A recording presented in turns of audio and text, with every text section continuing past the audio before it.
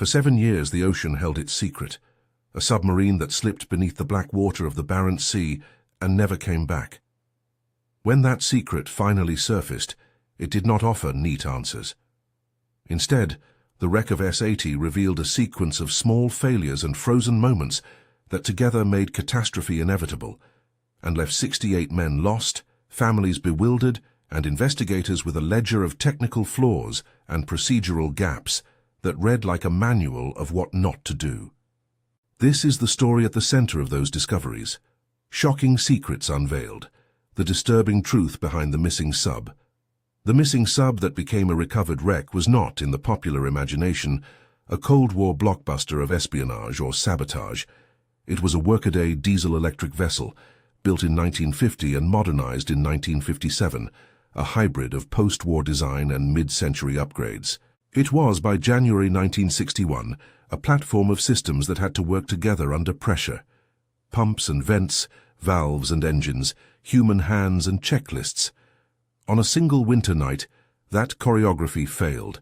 S-80 anchors the narrative.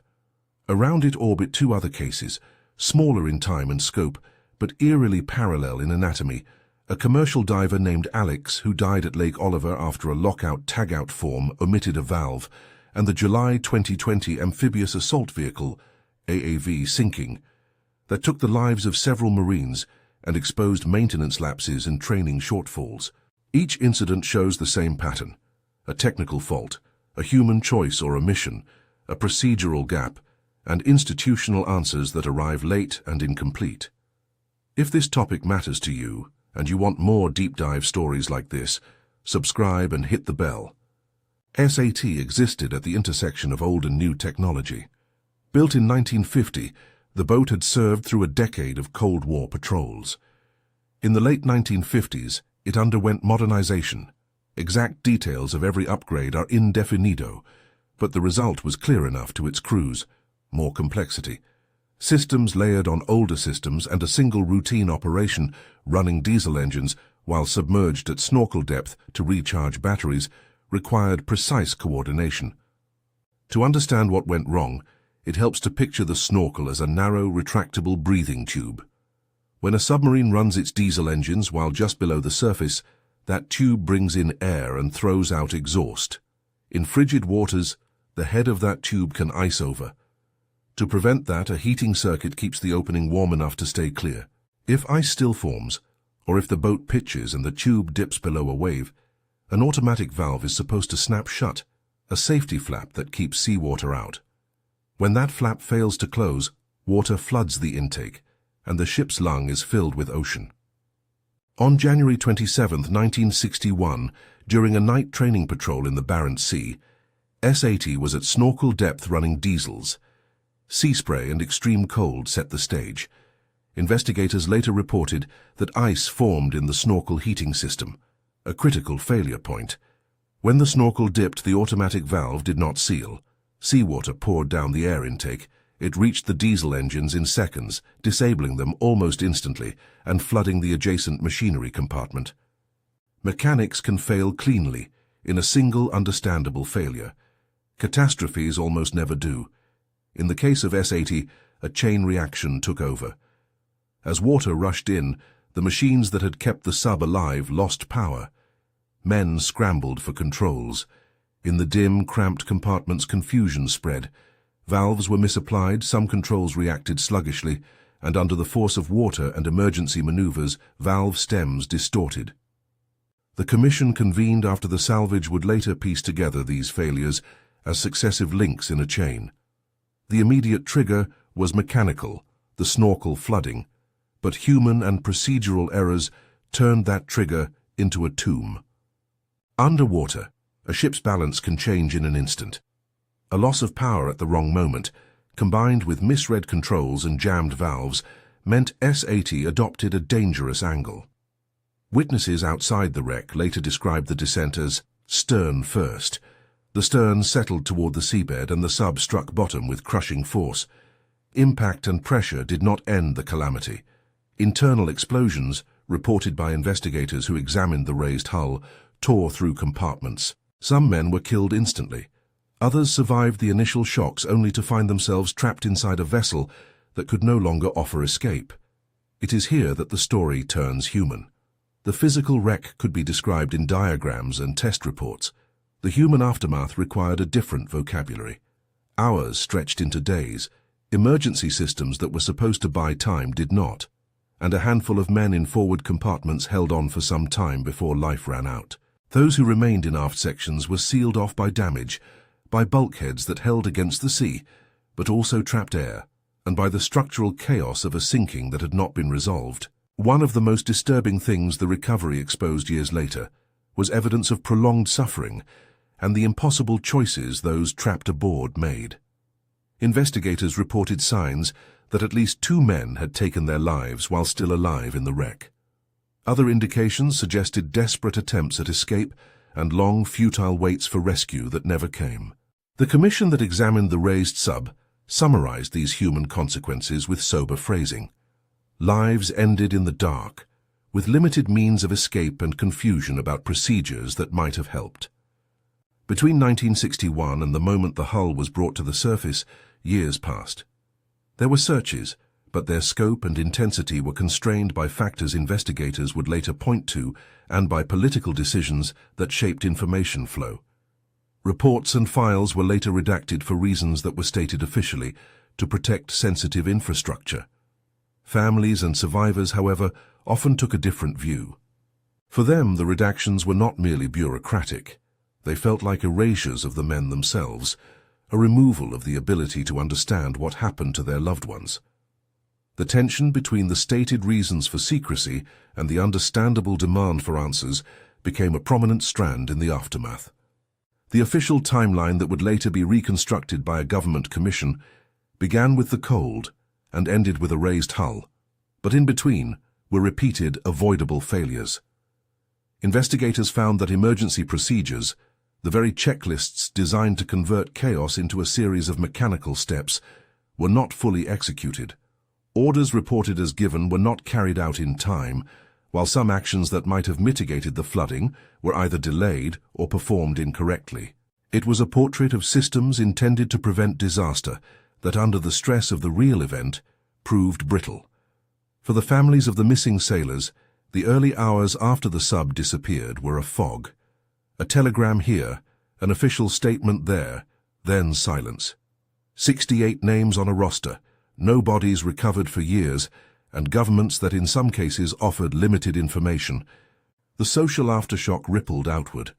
The state had to explain itself to those it had conscripted, and those explanations would later be interrogated, cross-referenced with salvage findings, and found wanting in places.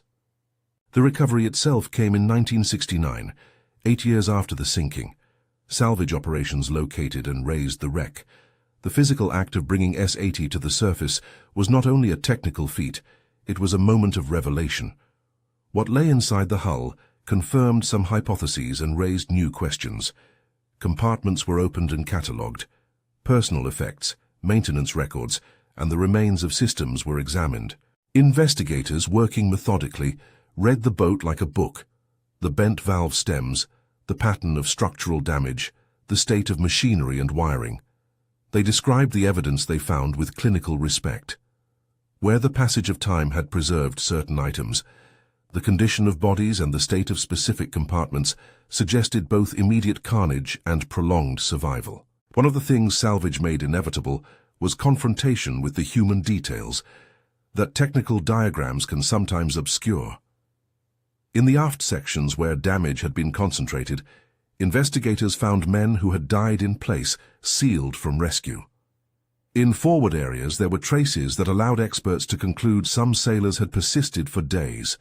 The Commission reported on these findings and framed them within its mandate to establish cause and recommend improvements. Its conclusions did not invent malice. They catalogued failure, mechanical, human, procedural. The Commission convened in August 1969, according to official records, to examine the accumulated evidence. Its work would form the backbone of the official account, an immediate mechanical cause compounded by human error and systemic shortcomings. But even a thorough commission can only interpret the artifacts it is given. When those artifacts include redacted files or when a family is denied full access for reasons of national security, interpretation leaves room for suspicion. Investigators were careful in their published language to avoid attributing intentional wrongdoing where none could be proven. They described a cascade: the ice in the snorkel heating system, the failed valve, the engine failure, the flooded machinery compartment, the misapplied valves and distorted stems, the failure to follow emergency procedures in a way that would have mitigated sinking. Together, in the Commission's phrasing, these factors explained the disaster as a chain of failures rather than a single act. Yet the official framing does not erase the lived reality of the crew. 68 men vanished beneath the Barents Sea because a series of small things went wrong at once. That is the first, and perhaps most chilling, of the revelations. Catastrophes are rarely the result of grand conspiracies.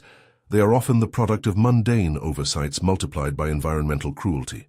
A tiny film of ice, a valve that fails to snap shut, a moment of confusion in which the wrong lever is moved. Each of these separately is survivable. Together, they are deadly.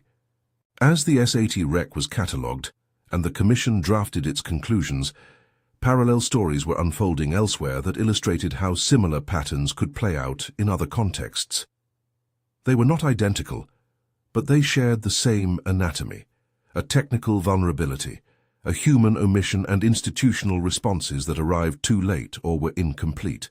At a dam called Lake Oliver, a commercial diver named Alex was performing work under conditions that required strict lockout-tagout procedures, systems designed to isolate hazardous energy and make a workplace safe for maintenance.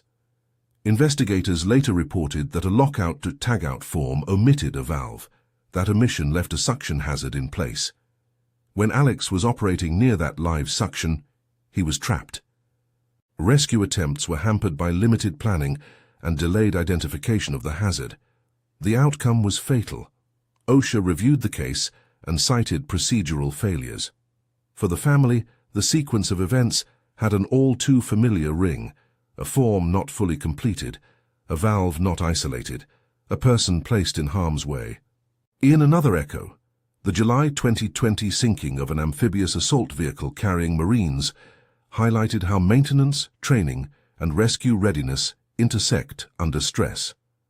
Investigations into that event documented a constellation of faults: maintenance lapses that left critical systems unreliable, training shortfalls that left personnel unprepared for worst-case scenarios, and the absence of immediate rescue support that might have reduced fatalities.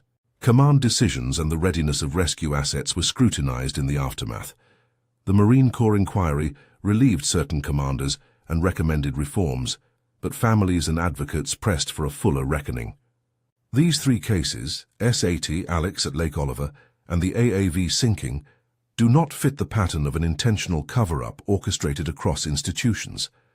Nor do they absolve anyone of accountability. Instead, they point to a common structural weakness: complexity plus complacency equals risk. Machinery requires maintenance, people require training. Paperwork is not an abstract bureaucratic ritual, but a literal life support system when outcomes hinge on correct isolation of energy, on accurate valve positions, on timely execution of emergency checklists. The parallels matter because they illuminate where attention is most urgently required. Governments and organizations can invest in technology, but without rigorous procedural discipline and a culture that prioritizes safety over expediency, even advanced systems remain vulnerable. The S-80 shows this in the starkest terms. A heating circuit, designed to prevent a known hazard, failed or proved insufficient in extreme cold. A valve meant to seal against the sea was overcome by ice and a pitching hull. Human actions that might have corrected the trajectory were not performed or were performed too late. Institutional responses to these events follow a predictable arc: an initial search, public statements filtered through the lens of national security or organizational reputation, then a slower, more methodical inquiry. In S-80's case, the initial search was constrained by the environment and by operational limitations. Years later, limited by design and by state interest, the recovery proceeded, and a commission assembled. Official redactions followed, with the stated aim of protecting sensitive infrastructure. Those redactions, while not a smoking gun of malfeasance, created a deficit of trust between institutions and the families of the lost. Where transparency is partial, suspicion fills the spaces left behind. Technical lessons flowed from the Commission's work. Heating systems for snorkel heads, valve reliability under ice load, and the physical redundancy of critical controls received renewed attention. Operational doctrines governing what to do when a diesel engine is starved of air were re-examined, but technical fixes are only as good as the people who must execute them under duress. The S-80 case underscored that checklists and drills need repetition, and that the human factor cannot be assumed to behave flawlessly in the worst moment. There is also a social and moral dimension. Raising a wreck and cataloguing the scene returns the men who were lost into human terms again. Tools, photographs, watches and other objects speak to lives that had been conscripted into broader state missions. For those left behind, material evidence can be both a comfort and a wound. Identifying a body, for instance, ends one stage of grief and begins another. It brings closure in one sense, but also forces the family to confront how their loved one died. Salvage in 1969 produced not just physical evidence, but moral questions. If emergency actions had been carried out differently, if certain valves had not been misapplied, if procedures had been followed as written, might some men have lived? The Commission answered in part by laying out procedural errors, but questions remained about training adequacy, maintenance schedules, and the institutional culture that governed decision-making on patrol. Families, when confronted with official reports and redactions, often concluded that not everything had been revealed. Their suspicion was a human response to bureaucratic opacity, not necessarily proof of ill intent. The S-80 story also forced a broader reckoning about how navies manage risk in extreme environments. The Barents Sea is a theater where cold is not an abstract inconvenience. It is an active agent of hazard. Systems that function reliably in temperate waters may fail when spray turns to ice. Redundancy, therefore, cannot be theoretical. It must be tested under worst-case conditions. The Commission's findings emphasized this point in technical language, but the human takeaway was simpler and more haunting. When the environment conspires against equipment, every margin for error is erased. Recovery work on S-80 also revealed administrative and logistical decisions that complicated rescue and salvage. Delays in mounting a full-scale search, limits on the deployment of certain assets, and the time required to mount a salvage operation in remote, icy seas all contributed to the 8-year interval between sinking and raising. Each delay had a cost measured in the anguish of families and the loss of material evidence. When the hull finally came up, it did so into a world changed by vantage. Investigators could now test hypotheses against physical reality rather than relying on partial reports. The wreck itself told much of the story, but it did not resolve every question, and some files stayed redacted. Even as the Commission laid out its conclusions, the S-80 story resisted tidy closure. Technical reports could reconstruct the sequence of mechanical failures with reasonable confidence. They could point to specific valve failures and misapplied controls. They could identify which emergency procedures were not completed in time.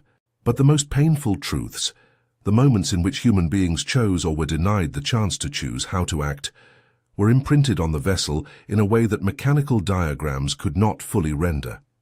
Personal items found within told of lives interrupted. The arrangement of objects in a compartment hinted at frantic movement. The condition of certain instruments suggested attempts at repair or escape. There is also an institutional reflex to consider. When systems fail, the default is often containment. Official narratives emphasize causation in technical terms that are meant to be objective. Families and communities, meanwhile, seek meaning and accountability. The two impulses do not always align. In S-80's case, redactions explained as necessary to protect sensitive infrastructure were read by many as suppressions of truth. Those reactions are understandable, but they also complicate the path to systemic learning. If information about what went wrong is withheld, reforms may be shallow, targeting surface issues while leaving deeper cultural problems, an over-reliance on informal knowledge, gaps in training, inconsistent maintenance untouched.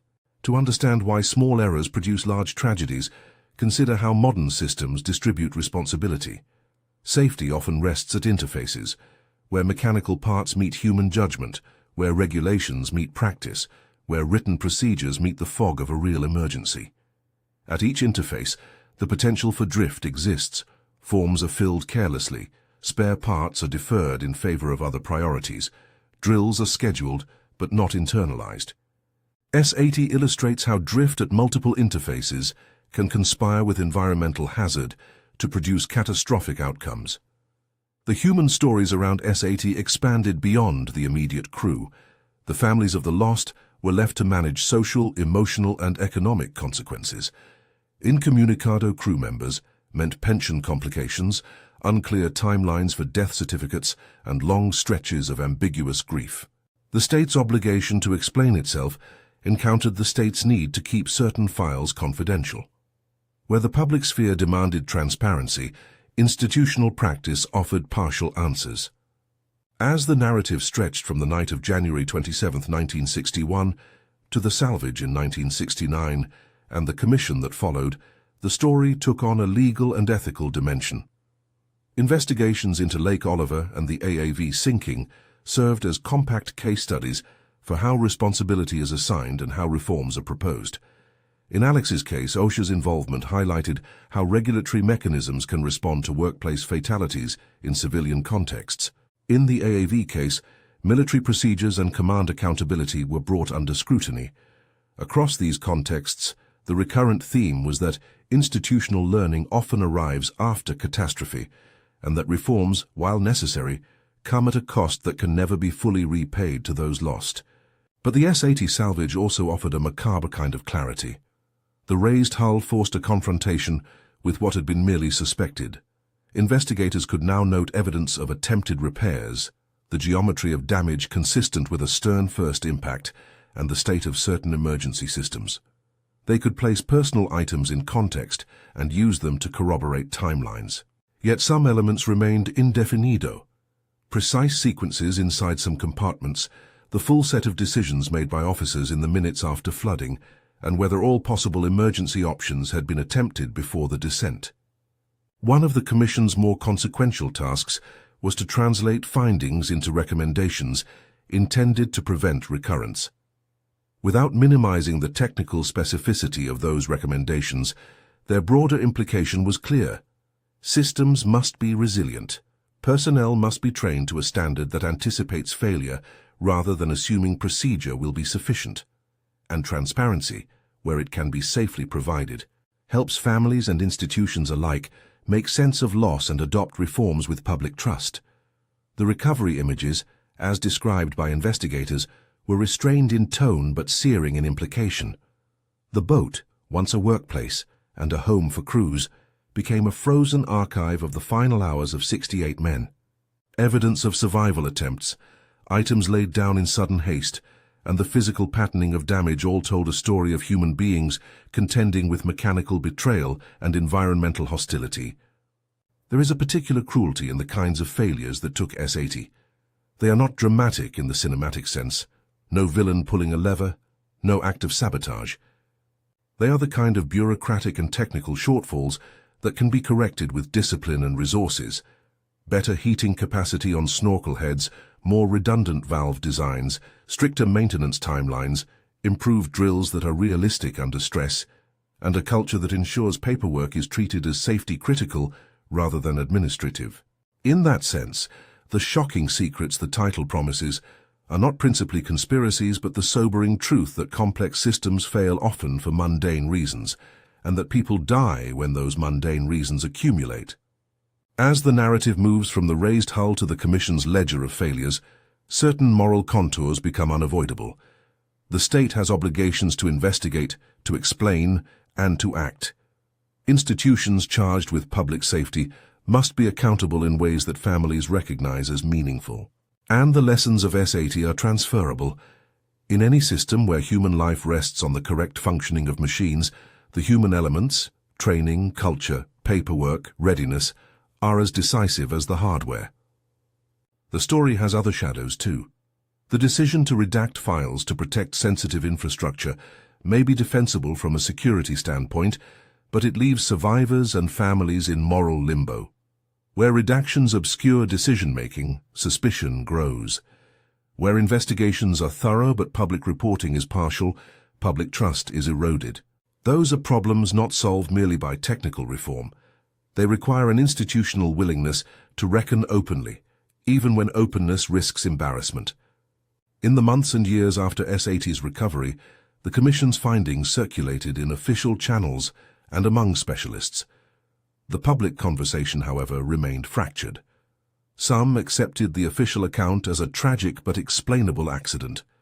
Others insisted the veil of redaction hid more troubling administrative choices. Both reactions, in different ways, are about how societies process state failure. For now the story pauses at a particular hinge. The hull has been raised and opened.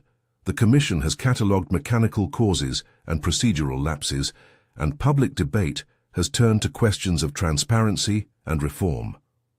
But the full moral accounting, the ways in which institutions changed, the reforms that took hold, and the personal closures or failures of closure for families, unfold beyond the raised hull.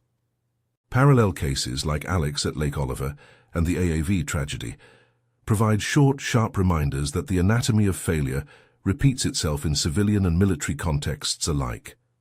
Each instance supplies lessons about maintenance, documentation, training, and rescue readiness. The Barents Sea remains cold.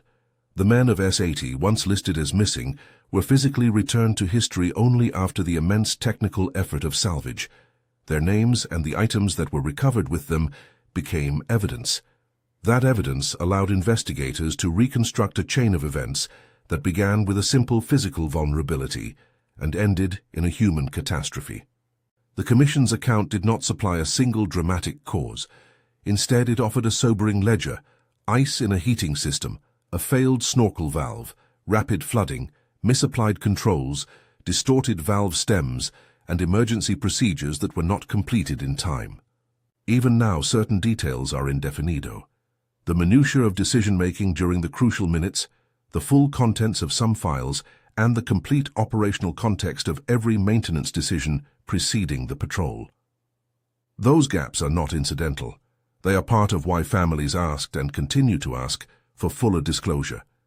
The Commission's work closed many loops, but it did not close every human question. What follows from here is not an abstract discussion of mechanism, but a practical demand. To learn from S80 and from Alex and the AAVs so that similar chains of failure do not repeat. That means technical fixes, better heating circuits, redundancy in critical valves, robust maintenance, and it means cultural fixes, training that anticipates chaos, documentation that is treated as vital, and an institutional posture that balances security with accountability. But before moving into the comparative anatomy of the Lake Oliver and AAV cases in detail, and before assessing how institutions actually responded to the Commission's recommendations, the narrative must linger on the immediate aftermath of salvage.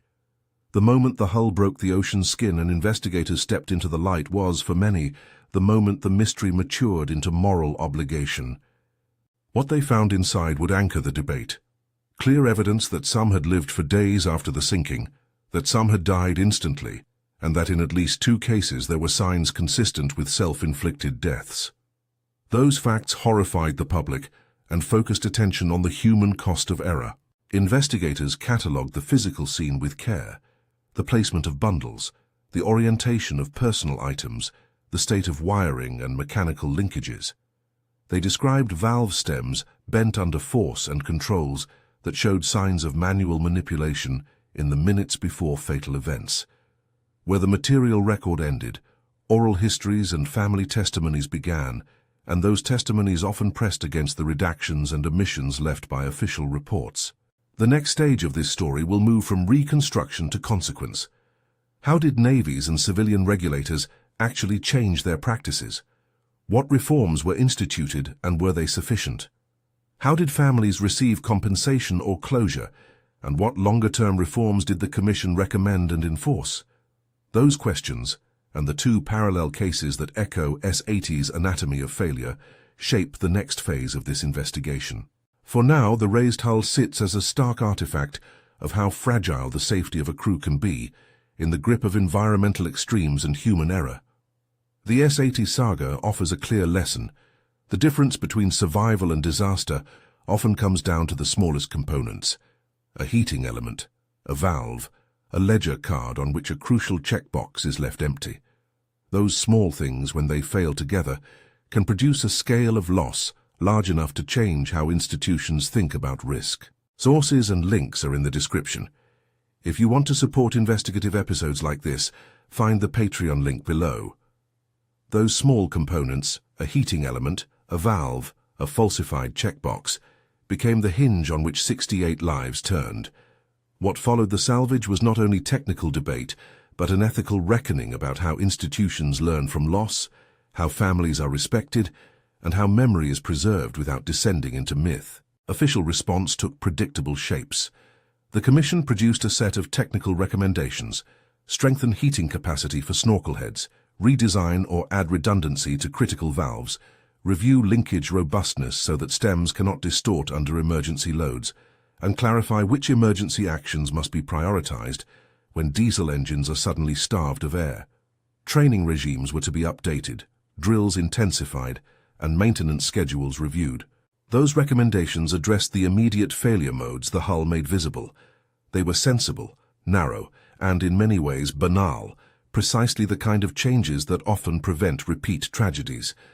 But technical prescriptions meet bureaucratic realities. Implementation timelines were indefinido in some records. Follow-through was uneven where documentation remains indefinido. In practice, reforms require funding, supply chains for replacement parts, and cultural shifts that make checklists more than check-the-box exercises. The record shows that some changes were adopted in doctrine, while the extent to which they were turned into everyday practice varied. Families and advocates pressed for auditable proof that lessons had been internalized. In many cases, the available responses were procedural statements rather than demonstrable cultural transformation. The Lake Oliver and AAV incidents cast light on how reforms can stall or succeed, depending on organizational context. Alex's death at Lake Oliver exposed civilian regulatory pathways. OSHA investigated, cited procedural failures, and recommended safer lockout-tagout discipline and clearer accountability for contractors and site managers. The legal and regulatory machinery in civilian settings can compel changes through citations, fines, and mandated corrective action. Yet even in that environment, compliance is not automatic. It depends on enforcement and on a contracting culture that treats safety budgets as mandatory rather than optional. The AAV sinking in July 2020 showed how military chains of command struggle with the same problems, albeit within different incentives and constraints. Investigations reported maintenance lapses, training shortfalls, and the absence of immediate rescue support that might have mitigated loss. The Marine Corps inquiry relieved certain commanders and issued recommendations to improve maintenance oversight, crew training, and rescue readiness.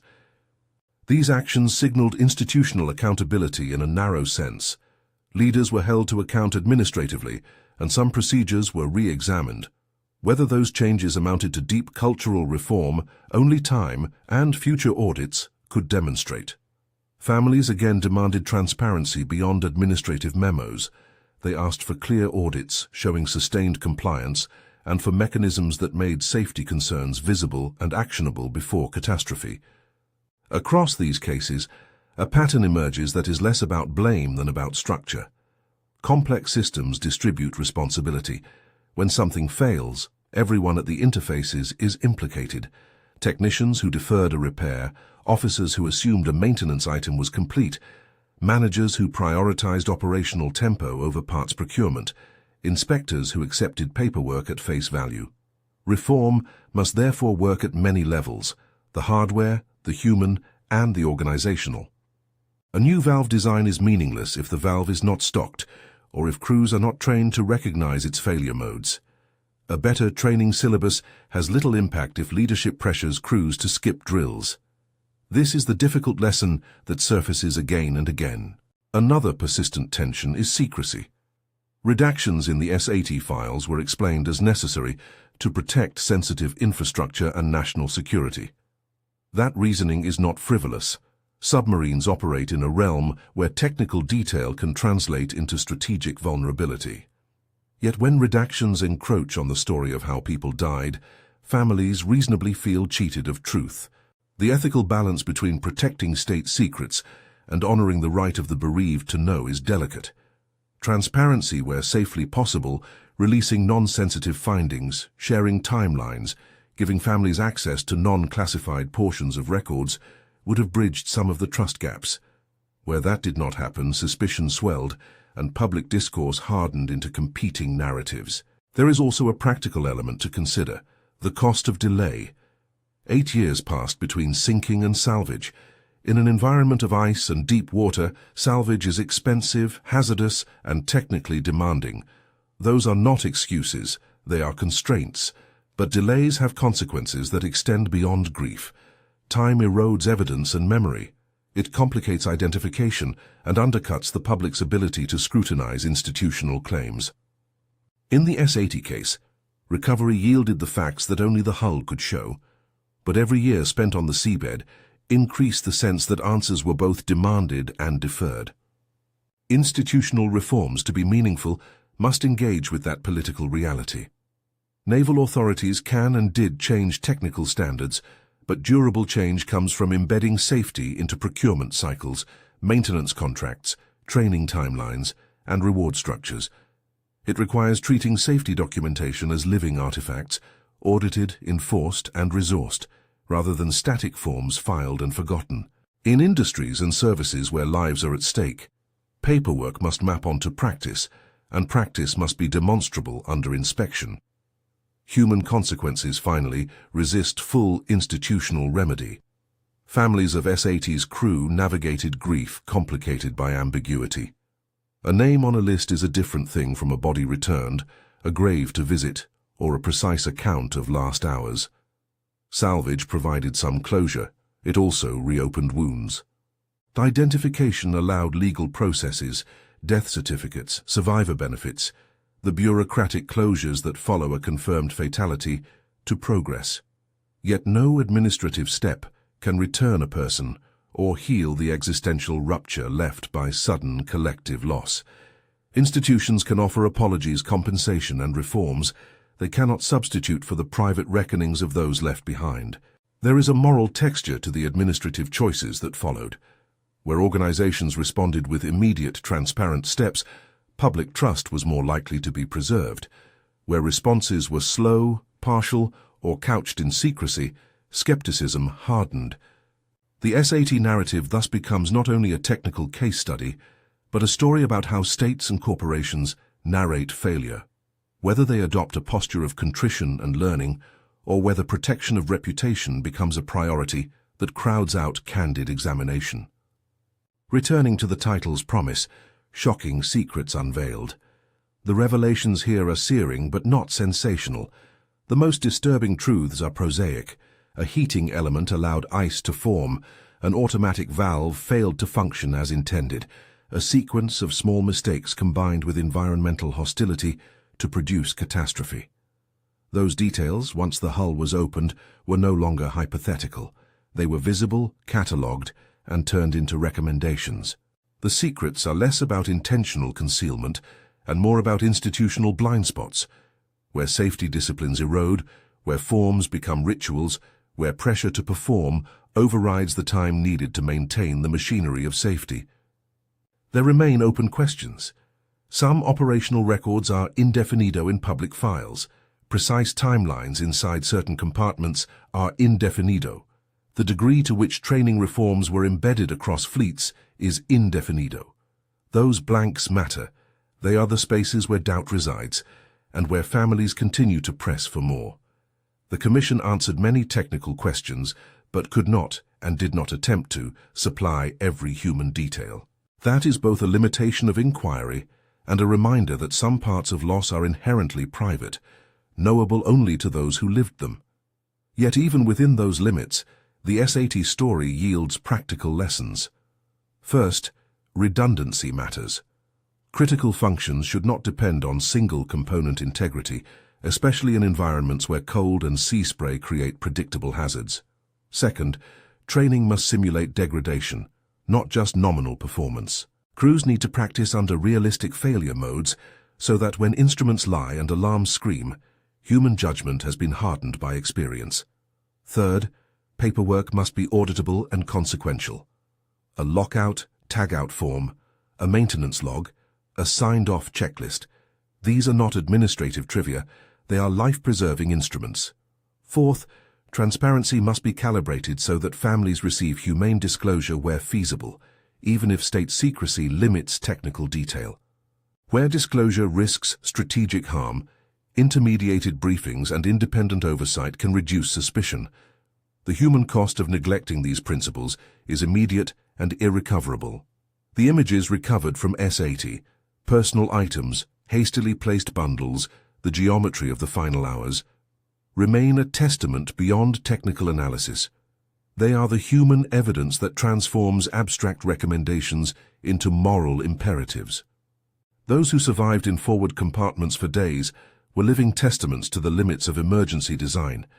Those who died instantly under explosions testify to how quickly a routine night can become a final one. Accountability, as observed in the AAV case and in other investigations, need not always be punitive to be meaningful. Administrative relief of commanders, procedural overhauls and public reports can restore some measure of institutional integrity. But accountability is most durable when it is followed by demonstrable change, audited maintenance, transparent incident reporting, and the resourcing necessary to keep critical parts available and personnel trained.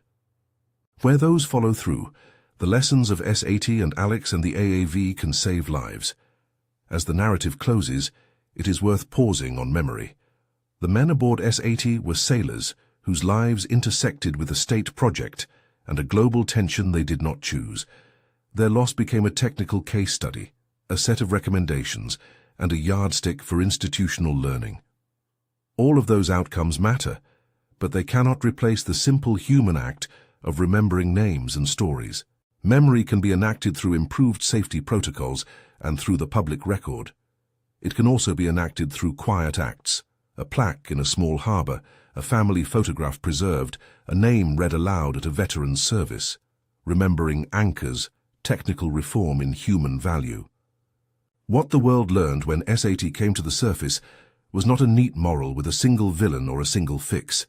It was an accumulation of truths: how fragile safety is when systems are complex, how quickly environmental extremes can exploit design weaknesses, and how procedural drift, paperwork taken lightly, repairs deferred, drills skipped, can turn routine missions into mortal hazards. That is the disturbing truth behind the missing sub. Not a conspiracy, but a chain of ordinary failures that, when linked, are lethal. The final obligation is practical as well as moral. Institutions must treat safety as a non-negotiable priority. Families must be treated with dignity and given as much truth as security permits. And the public must understand that mundane discipline, the filling of a form, the tightening of a stem, the rehearsal of an emergency drill, is the first line of defense against catastrophe. The S-80 salvage taught these lessons at a terrible price. To honor that price, reforms must be real and remembered. For those who want to examine the sources, the files and reports referenced here are listed in the description. If you value deep investigative work and want to support more episodes that illuminate how technical failures translate into human tragedy and how institutions respond, find the Patreon link below. Above all, remember the men of S-80, the diver Alex, and the Marines who died in the AAV sinking. Their stories are warnings written in metal and memory, treating them seriously as how we keep such tragedies from repeating.